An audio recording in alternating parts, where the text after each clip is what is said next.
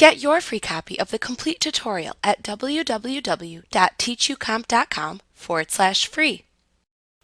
You use formulas to perform mathematical functions on cells. There are two basic ways of writing formulas, either using a ranged syntax or a simple syntax. A syntax is simply a way of expressing or writing something. It is important to note that these two syntaxes are not mutually exclusive. In fact, more complex formulas often incorporate elements of both to arrive at the desired result. Typically, you use the simple syntax to perform multiple mathematical calculations on multiple cells. You use the ranged syntax to perform a single mathematical function over multiple cells. To manually write a formula, first click into the cell where you want the results of your formula to appear. Then write your formula. When finished, exit the cell to display the answer to the formula you wrote. Once again, this is the concept of content versus display at work. The actual content of the cell is the formula, but the cell displays the answer to the formula. If you click into the formula cell after creating it, the actual formula appears in the formula bar, and the answer appears in the worksheet cell.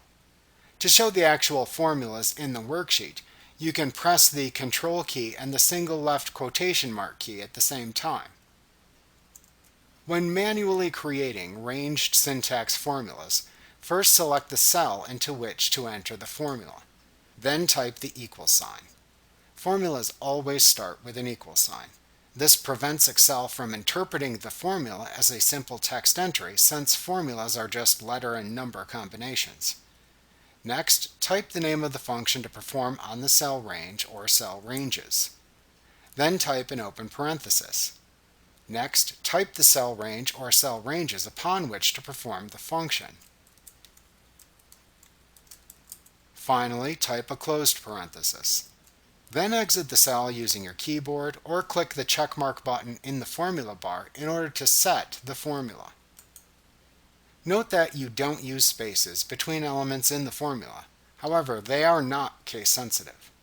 Manually creating a simple formula is like writing a standard math problem. Once again, start by selecting the cell where you want to enter the formula. Then type the equal sign. Then type the cell addresses to use in the formula and join them together with the standard mathematical operators.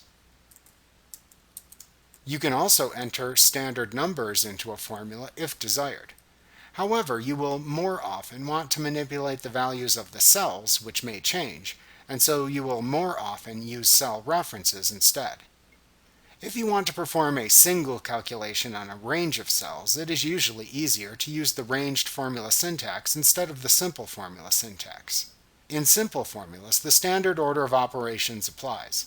Designated operations are performed from left to right with anything in parentheses calculated first, then exponentiation, then multiplication and division, and finally addition and subtraction. When finished, simply exit the cell as normal. Note that you can also use both syntaxes within a single formula.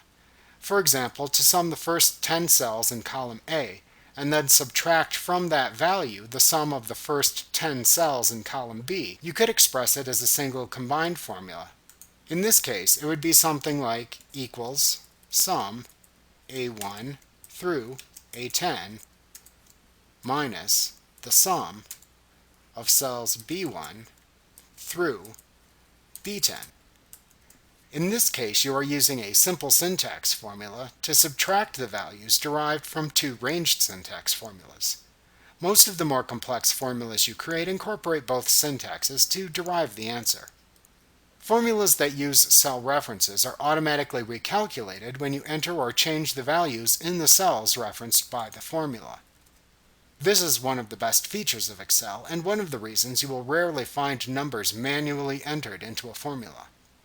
Note that when you enter cell addresses into formulas, you can either type them or use the mouse to select the cell or cell ranges to add. As always, after writing the formula, be sure to leave the cell to save it and display its answer. Like what you see? Pick up your free copy of the complete tutorial at www.teachucomp.com/free.